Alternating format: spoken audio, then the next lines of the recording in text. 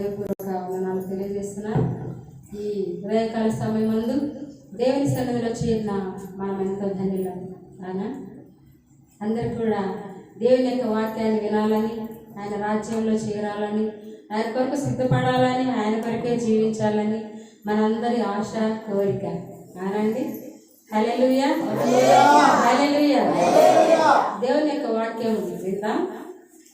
ఈరోజు దేవుడు తన యొక్క బైబిల్ గ్రంథంలో రాసిన అనేక పర్వతాల గురించి ఈరోజు మీతో మాట్లాడాలని ఆశపడుతున్నాను.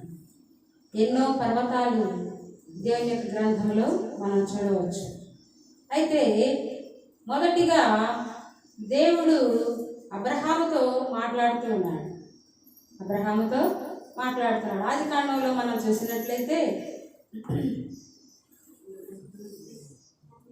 ఆదికాండము చూద్దాము.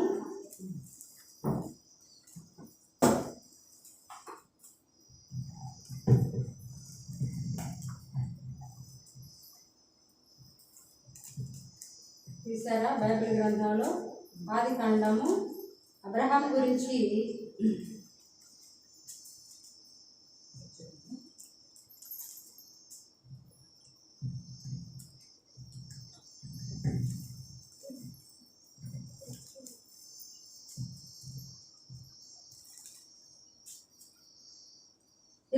అధ్యాయంలో మనం చూసినట్లయితే ఆదికాండము 22వ అధ్యాయంలో దేవుడు అబ్రహాముతో ఒక పర్వతం మీద మాట్లాడుతున్నాడు. మాట్లాడాలని ఆశపడుతున్నాడు. అయితే మనందరికీ తెలుసు, మన పితరుడైన అబ్రహాం గారికి శారమ్మ దంపతులకు ముందుగా సంతానము చాలా సంవత్సరాల వరకు కలగలేదు. ఎన్ని సంవత్సరాలు అంటే, మరి అబ్రహాం గారికి 100 సంవత్సరాలు, శారమ్మ గారికి 90 సంవత్సరాలు వచ్చేంత వరకు వారికి పిల్లలు లేకుండా పోయారు. ఈ రోజుల్లో మనం చూసినట్లయితే మరి పిల్లలు లేకుండా ఉన్నవారిని కదా, మరి ఎన్నో రకాలుగా లోకం ఎన్నో మాట్లాడుతూ ఉంటుంది కదా, గొడ్రాలని కదా, సంతానహీనురాలని ఎన్నో రకాలుగా మరి సూటిపోటి మాటలతో బాధిస్తూ ఉంటారు. అయితే శారా కూడా ఇటువంటి బాధలన్నీ అనుభవించింది. అయితే దేవుడు వారికి ముందుగానే వాగ్దానం చేశాడు. ఎప్పుడు? 25 సంవత్సరాల ముందుగానే వాగ్దానం చేశాడు. మీకు మరి వారసుడైనటువంటి ఇస్సాకు అనే యొక్క బిడ్డను మీకు ఇవ్వబోతున్నానని చెప్పి వాగ్దానం చేశాడు.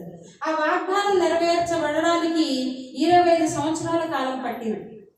అంటే వాళ్ళ నిరీక్షణ ఎంతో సుదీర్ఘమైనది.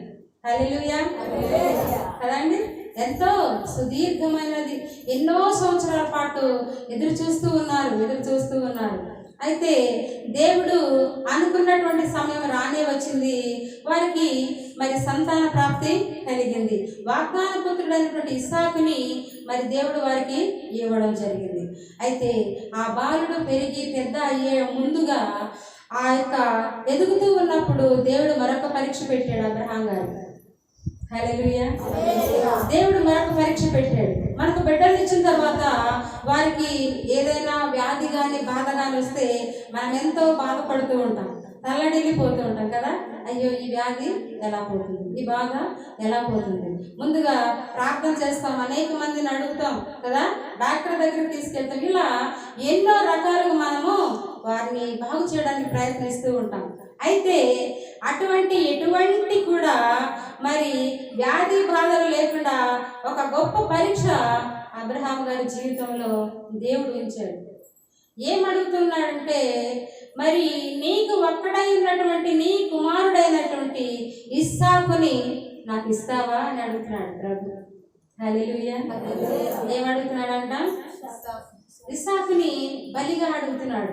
మనము గొర్రెలను, మేకలను, ఎడ్లను మరి బలిగా అర్పిస్తూ ఉంటాం కదా. అయితే దేవుడు అడుగుతున్నాడు, ఇస్సాకుని నీవు నాకు బలిగా ఇస్తావా అని అడుగుతున్నాడు. ఇక్కడ 22వ అధ్యాయంలో ఆ మాటలు మనము చక్కగా చూడవచ్చు. 22వ అధ్యాయం ఆదికాండంలో చూసినప్పుడు మొదటి నుంచి చదువుదాం. ఆ సంగతులు జరిగిన తర్వాత దేవుడు అబ్రహామును పరిశోధించెను. ఎట్లనగా ఎట్లనగా ఆయన ఆయన అబ్రహామా అబ్రహామా అని పిలువగా అతడు చిత్తం ప్రభువా అనెను. చిత్తము ప్రభువా అనెను. అప్పుడు ఆయన నీకు ఒక్కడై ఉన్న నీ కుమారుని అనగా నీవు ప్రేమించు ఇస్సాకును తీసుకొని మోరియా దేశమునకు వెళ్ళి అక్కడ నేను నీతో చెప్పబోవు పర్వతములలో ఒకదాని మీద దహన బలిగా అతన్ని అర్పించుమని చెప్పాను. హల్లెలూయా. ఏం చెప్పాడంట దేవుడు? ఆ యొక్క మోరియా దేశంలో అనేక పర్వతాలు ఉన్నాయి, కానీ నేను నీకు ఒక పర్వతాన్ని చెప్తాను. ఆ పర్వతం మీద ఏం చేయాలంట? ఇప్పుడు అబ్రహాం గారు ఇస్సాకుని బలిగా అర్పించాలన్నాడు.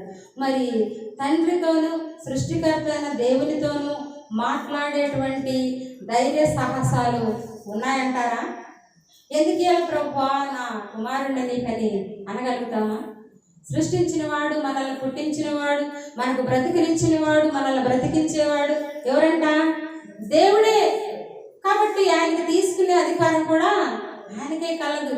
అందుకని అబ్రహాం గారిని అడుగుతుంటే మాట మాత్రము ఎదురు మాట్లాడక తన కుమారుని తీసుకుని ఇద్దరు పనివాళ్ళని తీసుకుని ఆయన బయలుదేరాడు. ప్రభు ఏ పర్వతాన్ని చూపిస్తాడు, మరి నేను ఎక్కడ తీసుకెళ్లాలని చెప్పి తన కుమారుడైన ఇస్సాకుని తీసుకుని ఆ యొక్క చిన్న బిడ్డ తల మీద మరి కట్టెలపో మోపుని ఉంచి మరి తీసుకుని వెళుతూ ఉన్నాడు. తీసుకుని వెళుతూ ఉంటే మరి సహజంగా దహన బలి అర్పించాలన్నా, దేవునికి బలి అర్పించాలన్నా మరి వెనుక గొర్రె పిల్లను కానీ మేక పిల్లను కానీ తీసుకుని వెళ్ళాలి కదా. ఇప్పుడు కుమారునికి అనుమానం వచ్చింది. కుమారునికి అనుమానం వచ్చి ఆ యొక్క బిడ్డ అంటాడు కదా, 7వ వచనంలో మనం చూసినట్లయితే ఇస్సాకు తన తండ్రి అయిన అబ్రహాముతో నా తండ్రి అని పిలిచాను. నా తండ్రి అని పిలిచెను. అందుకతడు ఏమి నా కుమారుడా అనెను. అప్పుడు అతడు నిప్పును కట్టెలను ఉన్నవి గాని దహన బలికి గొర్రెపిల్ల ఏది అని అడుగగా అబ్రహాము నా కుమారుడా దేవుడే దహన బలికి గొర్రెపిల్లను చూచుకొనునని చెప్పాను. ఇక్కడ కుమారుడికి మంచి అనుమానం వచ్చింది. ఏమంట? నిజమే తండ్రి, మన దగ్గర కట్టెలు ఉన్నాయి, మనం వెళుతున్నాం, కానీ దేవునికి అర్పించడానికి మన దగ్గర ఏం లేదు, గొర్రె పిల్ల లేదు కదా ప్రభు తండ్రి అని మరి తన తండ్రితో అంటుంటే మరి తండ్రి దగ్గర సమాధానం ఉందంటారా? చెప్పడానికి సమాధానం ఏమీ లేదు. నిన్నేనయ్యా నేను దేవునికి బలి ఇవ్వబోతున్నానని చెప్తాడు ఆ తండ్రి? చెప్పే అంత ధైర్యం ఉందా? గుండెల నిండా ప్రేమ ఉంది ఆ యొక్క చిన్న బిడ్డ పైన. 25 సంవత్సరాల తర్వాత లేక కలిగినటువంటి ఏకైక కుమారుడు ఇస్సాకు. ఆ ఇస్సాకుతో చెప్తాడా, నీవేమన్నా నిన్నే నేను బలివ్వబోతున్నానని చెప్పితే అసలు ఆ చిన్న బిడ్డ కానీ ఆ తండ్రి హృదయం కానీ ఎంతగా బాధపడిపోతారు. అయితే ఇవన్నీ మనసులోనే ఉంచుకొని తండ్రి అంటున్నాడు అబ్రహాం గారు, దేవుడే చూసుకుంటాడయ్యా గొర్రె పిల్లని అని చెప్పి తన కుమారునికి ధైర్యం ఇస్తున్నాడు. ఆ మాటలోనే ఆయన నిరీక్షణ ఉంది. ఆ మాటలోనే దేవుని మీద నమ్మకం ఉంది. ఆ యొక్క మాటలోనే దేవుడే ఖచ్చితంగా ఈ కార్యం చేస్తాడనేటువంటి గొప్ప నిరీక్షణ అబ్రహాం గారికి ఉంది. అందుకే ఆయన చెప్తున్నాడు, నా కుమారుడా గొర్రె పిల్లను దేవుడే చూచుకుంటాడన్నాడు. కింది వచనాల్లో చదివినట్లయితే మరి అబ్రహాము మరి సడన్ గా తన యొక్క కుమారుని కాళ్ళు చేతులు కట్టివేసి ఆ కట్టెలన్నీ పేర్చి ఏ బిడ్డ మీద అయితే ఆ యొక్క కట్టెల నుంచి తీసుకెళ్లాడో ఆ కొండ మీదకి అదే కట్టెలను మరి పేర్చి మరి కాళ్ళు చేతులు కట్టేసి ఆ బిడ్డను పడుకోబెట్టాడు. ఇప్పుడు కుమారుడి నోట మాట లేదు. హల్లెలూయా. కుమారుడి నోట మాట లేదు. ఎందుకంటే అడగడానికి అతని దగ్గర ప్రశ్నలు ఉన్నా కానీ చెప్పడానికి ఏమీ లేదు. అందుకే ఆ యొక్క ఇస్సాకు మౌనంగా ఉన్నాడు, అబ్రహాం గారు కూడా మౌనంగా దుఃఖిస్తున్నాడు. అయితే దేవుని యొక్క మరి వాగ్దానంలో జ్ఞాపకం చేసుకుంటాడు అబ్రహాం గారు. ఏమని? ఆయన కుమారుణ్ణి ఇవ్వకముందే ఒక 25 సంవత్సరాల ముందుగానే ఒక వాగ్దానం చేశాడు. ఏం చేశాడు? నీకు సంతానం ఇస్తాను,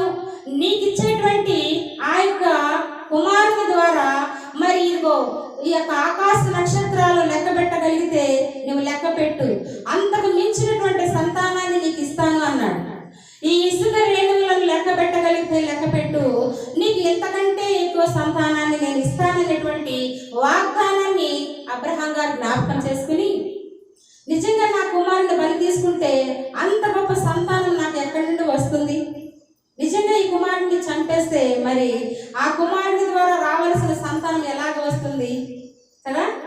ఆ యొక్క దేవుడిచ్చిన వాగ్దానంలోనే, దేవుడిచ్చినటువంటి వాగ్దానం మీదనే అబ్రహాం గారు నమ్మకం పెట్టుకున్నాడు కాబట్టి ఏం చేశాడు, తన కుమారుని కట్టివేసి కత్తి ఎత్తి ఆ యొక్క బిడ్డ మీద ఎప్పుడైతే తన చెయ్యి ఎత్తాడో ఆకాశం నుండి దేవుడు చూస్తున్నాడు, దేవుని యొక్క దూతలు చూస్తూ ఉన్నారు. హల్లెలూయా, హల్లెలూయా.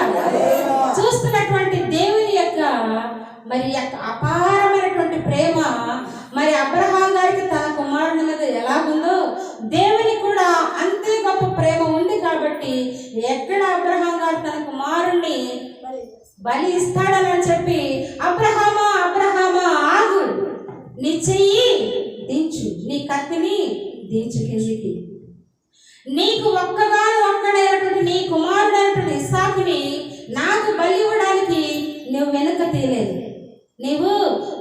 తీయలేదు కాబట్టి నీ యొక్క కుమారుడికి ప్రతిగా ఏం చేశాడంట, ఆ పొదలకి వెళ్ళి చూడు, అక్కడ ఒక గొర్రె ఉంది, ఒక గొర్రె పిల్ల, ఆ గొర్రె పిల్లను తీసుకొచ్చి ఇస్సాకుకు మారుగా నీవు నాకు బలి ఇవ్వమని దేవుడు అడిగాడు. హల్లెలూయా, హల్లెలూయా. నిజంగా దేవుని యొక్క ప్రేమ ఎంత గొప్పది. ఈ యొక్క పర్వతం పేరు ఏం పేరంట, ఏం పేరు, ఏ కొండ మీదకు దేవుడు ఇక్కడ బలి తీయడానికి పిలిచాడు. ఇక్కడ మనం చూసినట్లయితే ఏ దేశానికి వెళ్ళారంట వాళ్ళు, మోరియా దేశానికి వెళ్ళారు. ఆ యొక్క మోరియా దేశానికి వెళ్ళి ఆ యొక్క కొండ మీద దేవునికి దహన బలిగా ఆ యొక్క ఇస్సాకుని ఇవ్వడానికి వెళ్ళినటువంటి అబ్రహాం గారికి ఏం చూపించాడు దేవుడు, ఒక గొర్రెను చూపించి, ఈ గొర్రెను నీ యొక్క కుమారునికి ప్రతిగా బలి ఇవ్వమని చెప్పాడు. ఇక్కడ మనం చూసినట్లయితే 13వ వచనం చూసినట్లయితే, అప్పుడు అబ్రహాము కన్నులెత్తి చూడగా పొదలో కొమ్ములు తగులుకొని ఉన్న ఒక పొట్టేలు వెనుక తట్టు కనబడెను. అబ్రహాము వెళ్ళి ఆ పొట్టేలును పట్టుకొని తన కుమారునికి మారుగా పెట్టి దహన బలిగా అర్పించెను. అబ్రహాము ఆ చోటికి యెహోవా ఈరే అని పేరు పెట్టెను. అందుచేత యెహోవా పర్వతము మీద చూచుకొనును అని నేటి వరకు చెప్పబడుతుంది. మనం కూడా కొండకు వెళ్ళి ప్రార్థన చేస్తూ ఉంటాం కదా. మన ఊరిలో మనకున్నటువంటి ఈ మలకవేముల్లో ఉన్న కొండ మీద ప్రతి నెల కూడా మనం కూడా వెళ్ళి ప్రార్థన చేస్తూ ఉంటాం. ఎందుకని, అబ్రహాముకి దేవుడు ఆ కొండ మీద వాగ్దానం చేశాడు. ఏం చేశాడు, నీ కుమారునికి మారుగా నేను ఒక పొట్టేలు ఇస్తున్నాను, ఆ పొట్టేలుని తీసుకువెళ్ళి బలిగా అర్పించమన్నాడు. దేవుడు ఇటువంటి అనేక రకాలైనటువంటి పరీక్షలు కదా మనకు పెడుతూ ఉంటాడు. అంత గొప్ప మరి నీతిమంతుడైనటువంటి అబ్రహాం గారికి ఒక గొప్ప పరీక్ష పెట్టాడు. ఆ పరీక్షలో అబ్రహాం గారు నిలిచాడు, గెలిచాడు, తన కుమారుణ్ణి తీసుకోగలిగాడు. అయితే దేవుని యొక్క ప్రేమ ఎంత గొప్పది అంటే, ఆయన ఏ నరుణ్ణి కూడా బలిగా తీసుకోడు. ఆయనే మరి దహన బలిగా కదా, గొర్రె పిల్లగా ఈ లోకానికి వచ్చి ఆయనే గొర్రె పిల్లగా, వదకు తీయబడిన గొర్రె పిల్లగా బలి అయినాడు ప్రియులారా. హల్లెలూయా, హల్లెలూయా. ఈ యొక్క కొండ మీద దేవుడు ఏం చేశాడంట, ఆ యొక్క కుమారుణ్ణి ఆశీర్వదించి ఆ కుమారుని ప్రతిగా ఒక గొర్రె పిల్లను బలిగా తీసుకున్నాడు. అయితే ఆ గొర్రె పిల్ల మనకు సాదృశ్యంగా ఏం కనపడుతుందంటే, మరి సువార్త పాఠ్య భాగాల్లోకి వచ్చినట్లయితే మత్తయి, మార్కు, లూకా, యోహాను సువార్తలలో ఆయన ఈ లోకానికి రావడం, ఒక గొర్రె పిల్లగా వధకు తీసుకురాబడడం, ఆయనే ఒక గొర్రె పిల్లగా ఆ సిలువలో తన ప్రాణం పెట్టడం, ఇవన్నీ మనము చదువుతున్నాము, తెలుసుకుంటున్నాము, నేర్చుకుంటున్నాం కదా. అయితే ఈ యొక్క పర్వతం మీద ఎలాగైతే గొర్రె పిల్లను వధగా తీసుకున్నాడో ఆయన, అదే విధంగా ఆయన గొల్గొతా పర్వతం పైన తన ప్రాణాన్ని పెట్టాడు. హల్లెలూయా. ఏం పెట్టాడంట? సువార్త పాఠ్య భాగాల్లో ఆయన కూడా ఒక పర్వతం మీద, గొల్గొతా అనే పర్వతం పైన ఆ యొక్క సిలువ మీద 3 మేకుల మధ్య ఆయన వేలాడబడుచు కదా, ఆ సిలువలో సకల లోక ప్రజలందరి కొరకు తన ప్రాణాన్ని బలిగా అర్పించాడు. ఆ గొర్రె పిల్లకు మారుగా తన ప్రాణాన్ని బలిగా అర్పించాడు ప్రియుల. ఎందుకని?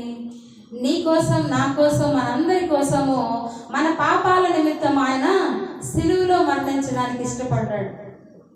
ఆది కాండంలో మనం చూసినట్లయితే మొట్టమొదటిగా తాను చేసినటువంటి ప్రజలందరినీ చూస్తూ ఉన్నాడు తండ్రి, వారితో మరి గడపడానికి ఇష్టపడ్డాడు. అయితే ప్రజలు ఈ లోకంలో ఉన్నటువంటి ఆశల వైపు చూశారు, తండ్రి వైపు చూడట్లేదు. వాళ్ళని పుట్టించిన ఆ సృష్టికర్త వైపు చూడకుండా ఈ లోకం వైపే చూస్తూ చూస్తూ పాపంలోనే మునిగి పాపంలోనే తేలుతూ ఉన్నటువంటి వారిని చూసినప్పుడు ఎందుకు చేశాను ఈ ప్రజలని చెప్పి ఆయన సంతాపడ్డాడు. హల్లెలూయా. మనం కూడా బాధపడుతూ ఉంటాం. మన పిల్లలు మనం చెప్పిన మాట విననప్పుడు కదా, మనం ఉన్న దారిలో ఆ యొక్క దేవుని మార్గంలో నడవాలంటే నడవనప్పుడు, లేకుంటే మరి చక్కగా చదువుకోనప్పుడు, మన మాట విననప్పుడు, లోకంలో వాళ్ళు ఇష్టానుసారంగా బ్రతుకుతున్నప్పుడు మనం ఎంతో బాధపడతాం. ఎన్నో రకాలుగా చెప్పి చూస్తాం కదా. అయినా కూడా వాళ్ళు విననప్పుడు దండిస్తాం, కొడతాం, ఎన్నో రకాలుగా వాళ్ళని మరి మంచి మార్గంలో నడవాలని ఆశిస్తాం. అయినప్పటికీ కొంతమంది ఆ యొక్క మాటలకు లోబడి మరి మంచి వాళ్ళుగా ఉంటారు. లేదంటే వాడి ఇష్టానుసారంగా బ్రతుకుతూ ఆ తల్లిదండ్రులకు కూడా విసుగొచ్చి వాళ్ళకంతే పాడైపోతారు. వాడు చెప్పిన మాట వినరని చెప్పి తల్లిదండ్రులు కూడా వదిలేసేటువంటి పరిస్థితులు ఎంతో మందిని మనం చూస్తూ ఉంటాం. అయితే ఇటువంటి ప్రజలందరినీ చూసినటువంటి దేవుడు, ఆనాటి ప్రజలు దేవుని యొక్క మార్గంలో నడవనందున ఆయనకి బాధ కలిగింది. ఎందుకు వీళ్ళందరినీ అనవసరంగా పుట్టించాను, ఎందుకు వీళ్ళు నేను సృష్టించిన నా ప్రజలు నా మాట వినకుండా తిరుగుతూ ఉన్నారని చెప్పి ఆకాశం అంటే అంతవరకు ఏం రప్పించాడంట? జల ప్రళయాన్ని రప్పించి ఆ జల ప్రళయం ద్వారా ప్రజలందరినీ కూడా, లోకమంతటిని కూడా ముంచి వేశాడు ప్రియులారా. నోవహు ఒక్కడే తన యొక్క భార్య, తన కొడుకులు, కోడళ్ళు, ముగ్గురు కొడుకులు, 3 కోడళ్ళు కలిసి నోవహు భార్య మొత్తం 8 మంది సంతానము. మరి ఒక్కొక్క జాతిలో పక్షులు, జంతువులు సమస్తము కూడా ఆ నోవలోకి చేర్చి నోవహు కుటుంబాన్ని అంట దేవుడే తలుపు మూసివేశాడంట. హల్లెలూయా, హల్లెలూయా. ఎందుకనగా మరి ఆకాశము పైనుండి జలధారలను కుమ్మరిస్తూ ఉంది, భూమి అగాధ జలములను పైకి రేపుతూ ఉందంట. పైనుండి వర్షం, కింది నుండి నీళ్లు వస్తూ ఉండి మరి ఆ యొక్క నీటి మట్టం పెరిగే కొద్ది ప్రజలలో భయం కలుగుతుంది. ఎందుకు నోవహు గారు ఇలాగా ఒక ఓడ చేస్తున్నాడు? ఆయన కుటుంబము, కొన్ని ఆ జంతువులు, ఇవన్నీ పక్షులు ఎందుకు చేరాయి అని చెప్పి ఆలోచిస్తూ ఉన్నారు. కానీ అందరు కూడా ఆయనకేదో తిక్కబట్టిందో లేకుంటే పిచ్చెక్కిందో, అంత బాగుంది కదా, ఎందుకు ఆయన మాత్రం ఇలా చేసుకుంటున్నారని ఎగతాళి చేసిన ప్రజలు ఉంటారు.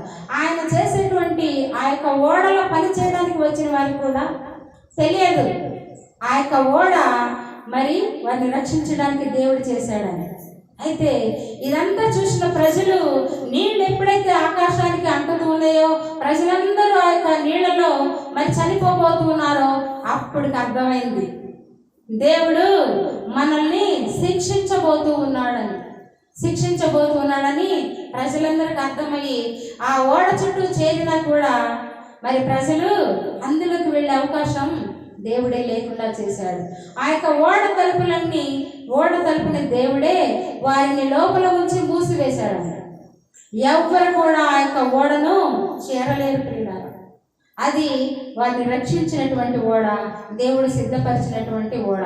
ఆ యొక్క ఓడలో వారు సురక్షితంగా దేవుని యొక్క నీడలో, రక్షణలో వాళ్ళు ఉన్నారు. మనం కూడా దేవుని యొక్క బిడ్డలుగా ఉన్నట్లయితే, దేవుని యొక్క అడుగుజాడలో నడిచినట్లయితే, ఆ ఓడలో ఆ కుటుంబం ఎలాగ రక్షించబడ్డారో, లోకంలో ఎంతమంది ఉన్నా కూడా ప్రత్యేకించబడిన వ్యక్తులుగా మనము ఆయన బిడ్డలుగా ఉన్నప్పుడు అటువంటి రక్షణ, అటువంటి కాపుదల మనందరికి దేవుడు ఇస్తాడు. హల్లెలూయా, హల్లెలూయా. అలాగున దేవుడు నిన్ను నన్ను ఏర్పాటు చేసుకోవాలనుకుంటున్నాడు. ఆయన బిడ్డలుగా ఉండాలని, ఆయన రక్షణ ఓడలో గడపాలని కదా. ఆ పర్వతం మీద అబ్రహాం గారికి మరి ఆ యొక్క పరీక్ష పెట్టినట్లుగా నీకు నాకు కొన్ని పరీక్షలు పెడుతూ ఉంటాడు. వాటన్నిటిలో నుంచి మనం కూడా మరి వాటిని ఎదుర్కొని జయించి ఆయన కొరకు నిలిచినట్లయితే ఏం చేస్తాడంట దేవుడు? అబ్రహాంకి వాగ్దానం చేసి ఆశీర్వదించినట్లుగా కదా, మనకు కూడా ఆశీర్వాదాల వాగ్దానాలు కోకొల్లలుగా ఇస్తాడు. వాటిని అనుభవించడానికి మనం ఎదురు చూడాలి. వాటిని అనుభవించడానికి, వాటిని స్వీకరించడానికి మనం సిద్ధపడాలి. హల్లెలూయా, హల్లెలూయా. దేవుని యొక్క బిడ్డలుగా జీవించాలి అంటే మరి అనేక పర్వతాలను దేవుడు వాడుకున్నాడు. ఆ యొక్క పిస్గా కొండ మీద దేవుడు 10 ఆజ్ఞలను ఇచ్చాడు మోషే గారి ద్వారా. మోషే గారి ద్వారా 10 ఆజ్ఞలను ఇచ్చాడు. ఆ యొక్క 10 ఆజ్ఞలను మరి ఆనాటి ప్రజలు మరి స్వీకరించక వారి ఇష్టానుసారంగా జీవించినప్పుడు ఆ యొక్క మరి ఆ 10 ఆజ్ఞల పలకలను కూడా మోషే గారు పగలగొట్టి ఆ నీటిని వారి చేత త్రాగించాడంట పిల్లలు. ఎందుకంటే దేవుడు మనం తప్పిపోతామేమోనని కదా, మనము చెడిపోతామేమో, పడిపోతామేమోనని కొన్ని ఆజ్ఞలను, నీ దేవుణ్ణి నీవు ఆరాధించాలి, నీ పొరుగు వారిని ప్రేమించాలి, దొంగతనాలు చేయకూడదు, అబద్ధాలు ఆడకూడదు, ఈ విధంగా ఎన్నో 10 ఆజ్ఞల్లో ఇవన్నీ పెట్టి మనల్ని ప్రేమించి ఇవి ఇచ్చాడు. అయినప్పటికీ ఆనాటి ప్రజలు ఆ యొక్క వాటిని పాటించలేకపోయారు. అందుకే దేవుని యొక్క కోపము వారి మీదకి వచ్చింది ప్రియులారా. వారు 40 సంవత్సరాల పాటు దేవుని యొక్క శక్తిని, దేవుని యొక్క మహిమను, దేవుడు పెట్టేటువంటి ఆహారాన్ని తింటున్నారు, దేవుడిచ్చే నీటిని తాగుతున్నారు. కానీ ఆయన యొక్క శక్తిలో, ఆయన మహిమలో, ఆ యొక్క దేవుడిచ్చే అద్భుతాలను చూస్తూ, తింటూ, వింటూ కూడా దేవుని ఆజ్ఞలను పాటించలేకపోయారు ప్రియులారా. అందుకే వారి మీదకి దేవుని కోపం వచ్చింది. ఆ 40 సంవత్సరాల పాటు ఆ చేస్తూ తింటూ కూడా వాళ్ళు అలాగనే చనిపోవటం జరిగింది. ఎందుకంటే మరి దేవుడిచ్చినటువంటి ఆ శక్తిని వాళ్ళు అనుభవించలేకపోయారు. దేవుడిచ్చినటువంటి మన్నాను తిన్నారు, పూరేళ్లను తిన్నారు, ఇంకా దేవుడిచ్చినటువంటి ఆ మధురమైన నీటిని తాగారు, ఎన్నో అద్భుతాలను చూశారు. అయినప్పటికీ ఎంతగా దేవుడు ప్రేమించాడో వాళ్ళు అంతగా దేవునికి దూరం అవుతూ దేవుని ప్రేమకు దూరం అయిపోయారు. అందుకే ఆ ప్రజల మధ్యలోనే రాలిపోయారు. మనము ఈ కాలంలో అలాగ ఉండకూడదని, దేవునికి దూరమై పోకూడదని, దేవునికి వ్యతిరేకంగా ఉండకూడదని, దేవుని పిల్లలుగానే ఉండాలని, ఆయన పిల్లలుగానే ఆయన దగ్గరికి రావాలని కదా, ఆయన యొక్క బిడ్డలుగానే, ఆయన రక్తంలో కడగబడినటువంటి బిడ్డలుగా ఆయన కొరకు జీవించి ఆయన దగ్గరికి రావాలనేది ఆయన కోరిక కదా. ఎంతకాలం ఈ లోకంలో మనం జీవించినా ఒకానొక దినాన ఏం చేయబడతామంట? మరణించబడతాం. ఒకానొక రోజున 100 సంవత్సరాలు బ్రతికినా కూడా మనం చనిపోతాం కదా. మన పితరులు 100 సంవత్సరాలు బ్రతికారు, 100 సంవత్సరాలు బ్రతికారు. అయినప్పటికీ కూడా ఏమైపోయారంట? వాళ్ళు గతించిపోయారు.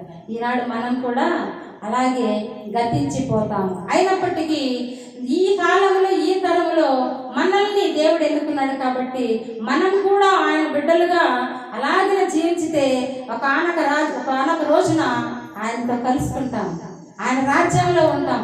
ఆయన కొరకే లోకంలో జీవించినట్లయితే నిండైన ఆశీర్వాదాలు నీ కొరకు దాచి ఉంచాడు పిల్లలారా. హల్లెలూయా, హల్లెలూయా.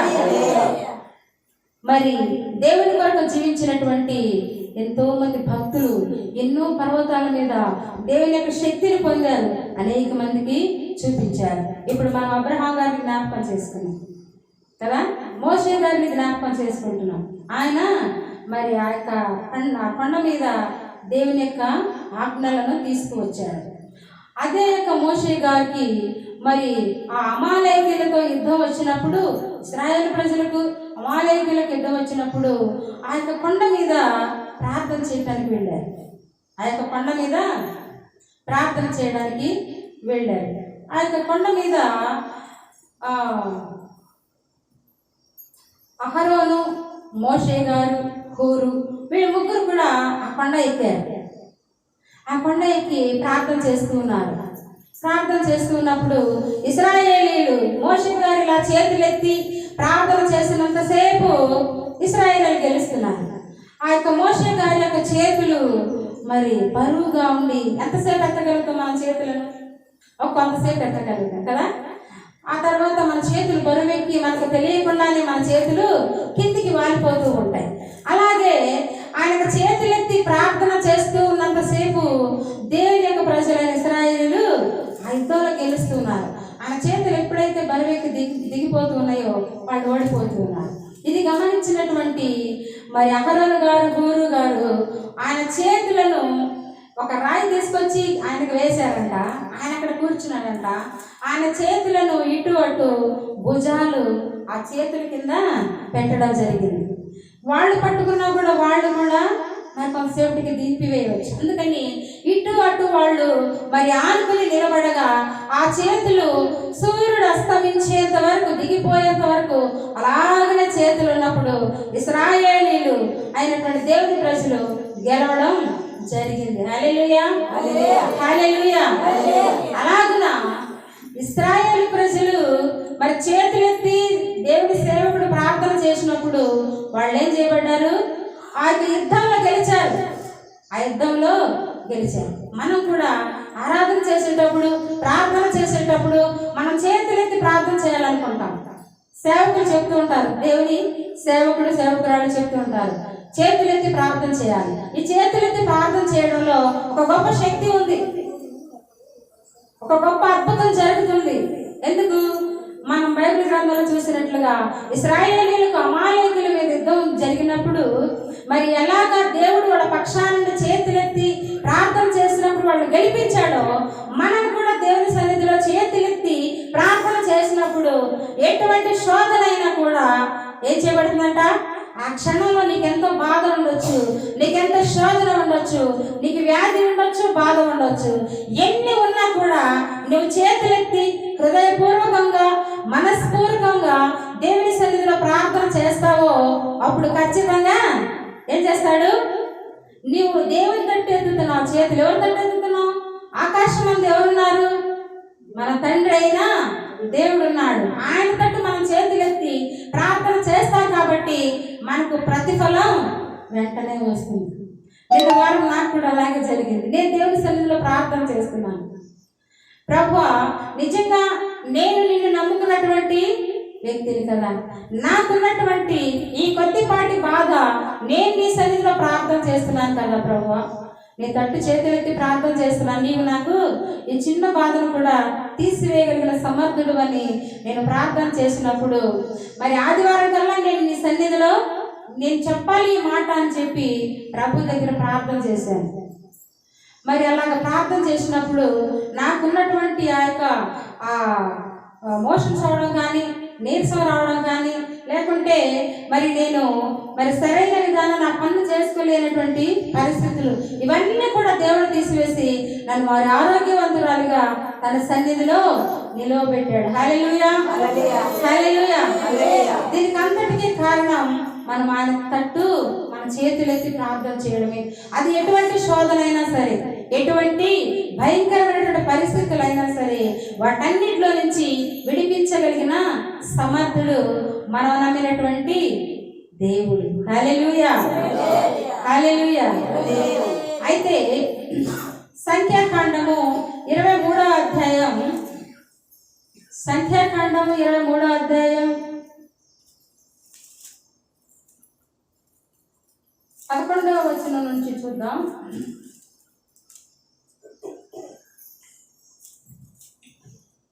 అంతట బాలాకు బిలాముతో నీవు నాకేమి చేసితివి? నీవు నాకేమి చేసితివి? నా శత్రువులను శపించుటకు నిన్ను రప్పించితిని. అయితే నీవు వారిని పూర్తిగా దీవించితివనెను. అందుకతడు యెహోవా నా నోట ఉంచిన దానిని నేను శ్రద్ధగా పలకవద్దా అని ఉత్తరమిచ్చాను. అప్పుడు బాలాకు దయచేసి నాతో కూడా మరి ఒక చోటికి రమ్ము, అక్కడ నుండి వారిని చూడవచ్చును. వారి చివరి మాత్రమే కనబడును గాని వారందరినీ కనబడరు. అక్కడ నుండి నా నిమిత్తము వారిని శపింపవలెనని అతనితో చెప్పి పిస్గా కొననున్న కావలి వారి పొలమునకు అతను తోడుకుని పోయి 7 బలిపీఠములు కట్టించి బలిపీఠం మీద ఒక కోడెను ఒక పొట్టేలును అర్పించెను.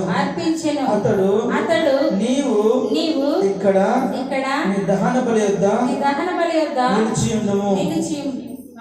అక్కడ యెహోవాను ఎదుర్కొందునని బాలాకుతో చెప్పగా యెహోవా బిలామును ఎదుర్కొని ఒక మాటను అతని నోట ఉంచి నీవు బాలాకునొద్దకు తిరిగి వెళ్ళి ఇట్లు చెప్పుమనెను.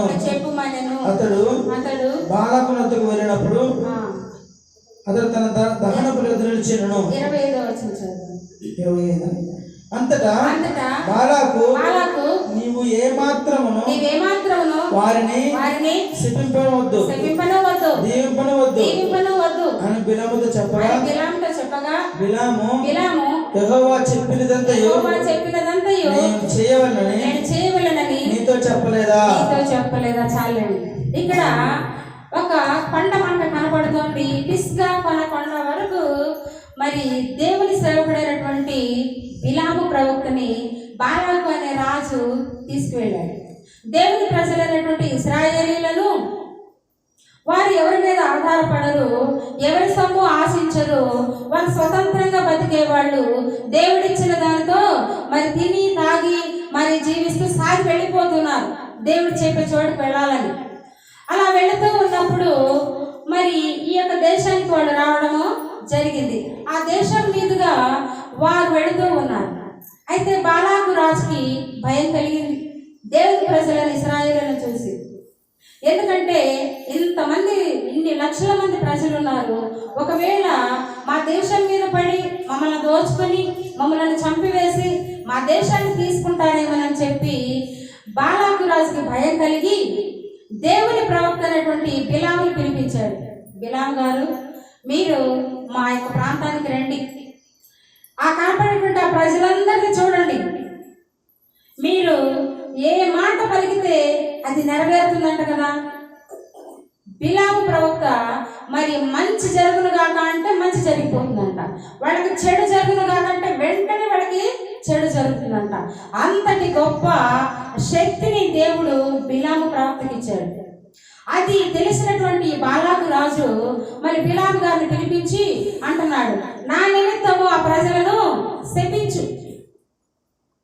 మనకు కూడా కొట్లాట్లో ఏమైనా వచ్చినప్పుడు, ఏదైనా గొడవలు వచ్చినప్పుడు, లేకుంటే ఇంట్లో సమస్యలు వచ్చినప్పుడు కదా, కుటుంబీకుల మధ్య గొడవలు వచ్చినప్పుడు మనం వాళ్ళకి శాపాలు పెడుతూ ఉంటాం. వాళ్ళు అట్లా అయిపోను కాక, వాళ్ళు ఇట్లా అయిపోను కాక, వాళ్ళు ఏమేమో అయిపోను కాక అని మన శాపాలు పెడుతూ ఉంటాం కదా. మరి కొన్నిసార్లు అవి జరుగుతూ ఉంటాయి. అట్లా పెట్టినటువంటి శాపాలు జరుగుతూ ఉంటాయి, దేవుని అనుమతితోనే జరుగుతుంది. అలాంటి జరిగినప్పుడు ఆమె ఏమంటా అనిందో అది అలాగే జరిగింది అంటూ ఉంటారు. జరిగినప్పుడు హల్లెలూయా హల్లెలూయా కదా. ఇది జీవితంలో ప్రతి ఒక్కళ్ళ వ్యక్తిగత జీవితాల్లో, కుటుంబాల్లో జరిగేవే ఇవి. ఎవరైనా కానీ ఒక మాట ఆ చెడుగా అంటే ఆ మాట జరిగిందంటే అమ్మో ఆమెతో పెట్టుకోకూడదు, లేకపోతే అతనితో పెట్టుకోకూడదు, వాళ్ళ నోరు మంచిది కాదు అంటూ ఉంటారు. వాళ్ళ నోరు మంచిది కాదు, వాళ్ళ నోట్లో నోరేయకూడదు, వాళ్ళు ఏదైనా అంటే జరుగుతుంది అంటూ ఉంటారు కదా. ఇది కూడా దేవుడు మన నాలుక, మన నోట ఈ నాలుక మీద జీవించడము రాశాడు, మరణించడం కూడా రాశాడు. జీవ మరణములు నాలుక వశమున ఉన్నవి అని సామెతల గ్రంథంలో ఉంటాయి. అయిక మాట దేవుడు సెలవిచ్చాడు. అలాగనే ఈ యొక్క ప్రవక్త నోట ఈ రెండు దీవెన శాపం రెండు బిలాము ప్రవక్త నోట దేవుడు ఉంచాడు. ఇది తెలిసినటువంటి ఆ యొక్క బాలాకు రాజు పిలిపించాడు. ఈ ప్రజలు శపించాయా నా కోసము, వెండి బంగారం నీకు ఏది కావాలన్నది సంచులుగా నేను నీకు ఇస్తాను, నా దగ్గర వెండి బంగారాలు నీకు బహుమతులుగా మరి దాచించానయ్యా, నువ్వు వచ్చి వాళ్ళు శపించమన్నప్పుడు ఈ యొక్క మరి ప్రవక్త కదా, దేవుని యొక్క శక్తిని పొందుకున్నవాడు కదా, దేవుడు చెప్తూ ఉన్నాడు, అయ్యా వాళ్ళు నా ప్రజలు, వాళ్ళు ఎవరంట నా ప్రజలు, వాళ్ళను శపించకూడదు, ఎందుకంటే వాళ్ళు ఆశీర్వదించబడిన వాళ్ళు నా మాట వినేవాళ్ళు, నా ప్రజలు, నేను ఏర్పాటు చేసుకున్నటువంటి వ్యక్తులు, నీకు తెలుసు కదా, నువ్వు వాళ్ళని శపించకూడదయ్యా అని చెప్పి ఈ ప్రవక్త గారికి దేవుడు చెప్తూ ఉన్నాడు. బాలాకు రాజు తొందర పెడుతున్నాడు, నేను ఇటు పక్క వెండి బంగారం ఇస్తానంటే నువ్వు ఏందో చెప్తావు, ఏందయ్యా నువ్వు వాళ్ళని శపించవద్దు, నువ్వు వాళ్ళని దీవించవద్దు, నేనేమో శపించమని చెప్తుంటే నువ్వు ప్రార్థన చేసి వాళ్ళని దీవిస్తున్నావయ్యా, నువ్వు నా కోసం శపించవద్దు, నువ్వు దీవించవద్దు, పో నా దగ్గర నుంచి ఈ వెండి బంగారం తీసుకునే యోగ్యత నీకు లేదని చెప్పి బాలాకు రాజు ఆయన్ని మరి గొడవాడుతున్నాడు ప్రవక్త మీద. నువ్వు ఇక్కడ ప్రవక్త అంటాడు, బాలాకు రాజు తన ఇంటెడు వెండి బంగారాలు నాకు ఇచ్చినా అది దేవుని దృష్టికి మరి విరోధంగా ఉంటే నేనేం చేయలేనయ్యా, నేనేమి చెప్పలేనయ్యా అని చెప్పి బిలాము ప్రవక్త మాట్లాడుతున్నాడు. ఇక్కడ ఏమని మాట్లాడుతున్నాడంటే 18వ వచనంలో 19వ వచనం చూస్తే, దేవుడు అబద్ధమాటకు ఆయన మానవుడు కాదు, పశ్చాత్తాపడటకు నరపుత్రుడు కాదు, ఆయన చెప్పి చేయకుండా ఆయన మాట ఇచ్చి స్థాపించకుండా ఇదిగో దీవించమని నాకు సెలవాయను, ఆయన దీవించెను, నేను దాన్ని మార్చలేను. ఇప్పుడు ఆయన నిన్ను దీవించాడు, ఇంకొకడు వచ్చి నిన్ను శపించిన ఆయన దీవెనను మార్చలేడు. ఎందుకంటే నీవు ఆయన బిడ్డవు, ఎందుకంటే నీవు ఆయన సొత్తు, నీవు ఆయన్ని నమ్ముకున్నావు, ఆయన బిడ్డగా జీవించాలనుకుంటున్నావు, ఆయనకి ప్రార్థన చేస్తున్నావు. అంతటి గొప్ప దేవుని నమ్ముకున్నటువంటి నీ మీదకి ఎవరు వచ్చినా కూడా, ఆ యొక్క ఎవరైనా శపించాలని చూసినా కూడా ఆ శాపాన్ని కూడా ఎలా మారుస్తాడంట, దీవెనగా మారుస్తాడు. ఇక్కడ బిలాము ప్రవక్త మరి రాజు పిలిచాడని శపించడానికి వచ్చాడు, ఎందుకంటే ఆయన ఇచ్చే వెండి బంగారాలు మరి తొందర పెడుతున్నాయి అన్నమాట, లోక ఆశలు కదా. ఎవరైనా మనకు కూడా ఒకవేళ అట్లా ఇస్తామంటే దేవుడి వైపు చూడాలా ఇటు చూడాలా అర్థం కాని పరిస్థితులు కదా. ఎంతోమంది ఇటువంటి ఆశలు పెడుతూ ఉంటారు. ఒకవైపు మరి దేవుడు కనపడుతూ ఉంటాడు, ఇంకోవైపు ఇవన్నీ కనపడుతుంటాయి, వెండి బంగారం డబ్బు. వెండి బంగారం డబ్బు ఉంటే మనం గొప్పవాళ్ళు అవుతాము, మరి తినడానికి ఉండడానికి సరిపోయినంత సమృద్ధిగా దొరుకుతాయి. కానీ దేవుడు ఉండడు, చీకటి మాత్రమే ఉంటుంది. ఇవన్నీ ఉండి మనల్ని చీకటిలో ఉంటే ఉపయోగం ఉందా అంటే ఉపయోగం లేదు. అందుకే బిలాము ప్రవక్త ఇది గ్రహించి, అయ్యా నువ్వు వెండి బంగారాలు ఎన్ని ఇచ్చినా కూడా, ఇప్పుడు మనం చదివినట్టు 20వ వచనంలో ఇదిగో ఆయన దీవించమని సెలవయ్యాను, ఆయన దీవించమంటే నేను ఎక్కడ చెప్పించేదయ్యా, దేవుడు నా నోట దీవెనే ఉంచాడు. ఈ యొక్క కొండ దీవెనల కొండ. ఏం కొండ ఇది? పిస్గా కొండ వరకు తీసుకెళ్ళిపోయి వీళ్ళందరినీ శపించమని రాజుగారు అడిగితే దేవుడు అక్కడ ఏం చెప్పాడంట, దీవెనల వర్షం కురిపించాడు. హల్లెలూయా హల్లెలూయా. ఏం కురిపించాడంట అక్కడ? దీవెనలను కురిపించాడు. ఈ యొక్క కొండ దీవెనల కొండ. అబ్రహాముని పరీక్షించినటువంటి కొండ మోయాబు పర్వతానికి తీసుకెళ్ళి అక్కడ అబ్రహాముని పరీక్షించిన ఆ కొండ మీద ఏం చేశాడు? వాగ్దానం ఇచ్చి నేనే చూచుకుంటాననేటువంటి వాగ్దానం ఇచ్చాడు. ఆ యొక్క కొండ వాగ్దానపు కొండ, దేవునికి దహన బలి అర్పించినటువంటి కొండ. మరి ఇశ్రాయేలీయుల పక్షాన యుద్ధం చేసినటువంటి ఈ యొక్క మరి ఆ కొండ ఏ కొండంట? అహరోను హూర్లు మరి ఆ యొక్క చేతులను ఆదుకున్నప్పుడు ఆ యొక్క ఇశ్రాయేలీయులకు అమాలేకుల మీద విజయం ఇచ్చినటువంటి ఆ కొండ యెహోవా నిస్సి కొండ. ఏం కొండ? యెహోవా నిస్సి అంటే విజయము దేవునిదే. దేవుని యొక్క ప్రజల పక్షాన దేవుడే ఉండి వారికి యుద్ధం జరిగించి వారిని కాపాడాడు కాబట్టి అది యెహోవా నిస్సి కొండ. ఇలాగన అనేక రకాలుగా మరి వాగ్దానపు ఆశీర్వాదాలు మనకు ఎన్నో ఇస్తున్నాడు దేవుడు. అందుకే మనం కూడా మరి కొండకు వెళ్ళి చేతులెత్తి ప్రార్థన చేస్తూ ఉంటాం, ఆయన్ని స్తుతిస్తూ ఉంటాం. ఎందుకని? ఆ వాగ్దానాలు మనకు దయచేసి వారిని కాపాడినట్లుగా, వారికి ఆశీర్వాదం ఇచ్చినట్లుగా, వారిని దీవించినట్లుగా మనల్ని కూడా దీవించి మనకు కూడా ఆశీర్వాదాలు ఇచ్చి మనల్ని కూడా ఉన్నతమైనటువంటి పరలోక రాజ్యంలో చేర్చేటువంటి ఆ గొప్ప ధననిధి ఆయనే. కాబట్టి ఆయన తట్టు చేతులెత్తి ప్రార్థన చేసినప్పుడు విజయము నీదే, విజయము నీదే ప్రియులారా. ఆయన ఇచ్చేటువంటి ఆ విజయాన్ని మనము అందుకోవాలి. అందుకే ఆ ప్రియ పరలోకపు తండ్రి తన కుమారుడైన యేసయ్యను ఈ లోకానికి పంపించి అదే కొండపై, గొల్గొతా కొండపై, ఆ పర్వతం మీద 3 మేకుల మధ్య సిలువలో నీ కొరకు నా కొరకు ఆయనే బలి అయ్యాడు. ఆయనే బలి అయ్యాడు. రక్షణను మనకు తీసుకొచ్చాడు, రక్షణను నీకు ఇచ్చాడు, రక్షణను నీవు పొందుకున్నావా ప్రియులారా? ఆయన బిడ్డగా మార్చబడ్డావా? ఆయన సొంతగా నీవు మార్చబడ్డావా? ఇంత ప్రేమ, ఆ ప్రేమ కలిగినటువంటి దేవుని తట్టు నీ చేతులెత్తి ప్రార్థించాలంటే నువ్వు ఆయన బిడ్డగా మార్చబడాలి. ఆయన తట్టు నువ్వు చేతులెత్తినప్పుడు నీ రక్షణ వస్తుంది. ఆయన తట్టు చేతులెత్తి ప్రార్థన చేసినప్పుడు నీకు విమోచన కలుగుతుంది. ఆయన తట్టు చేతులెత్తి ప్రార్థించినప్పుడు నీకు విజయము కలుగుతుంది.